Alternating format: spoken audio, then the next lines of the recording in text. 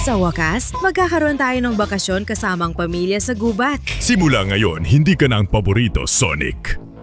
Hindi kuya. Sandali lang mga bata, nasaan na si Sonic? Sige, sabihin na lang nating pumunta siya para tignan ang mga isda.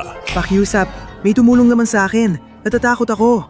Bakit mo nasabing pumunta siya para tingnan ang mga isda? Nasa ilog Amazonas tayo. Wala akong pakialam dyan. Lagi ko namang gusto maging paborito ninyo. Anong ginawa mo? Hindi na natin makikita si Sonic. Kumusta maliit na pagong? Salamat sa pagtulong makatakas sa dambuhalang ahas. Ngayon, giniginaw na ako. Sana maiitan ako sa apoy na ito.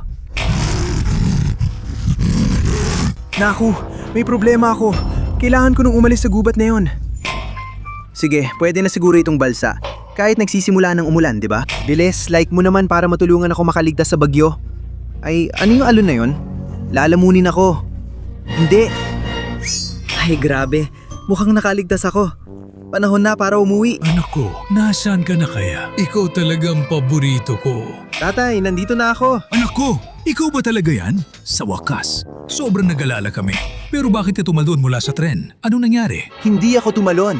Kuya ko ang nagtulak sa akin. Pasensya na, Papa. Gusto ko lang mahalin mo ako tulad ni Sonic. Siya lagi ang paborito mo. Pasensya na talaga anak ko. Tama ka. Halika dito. Mag-subscribe kung dapat mahalin ko ang dalawa kong anak ng pantay.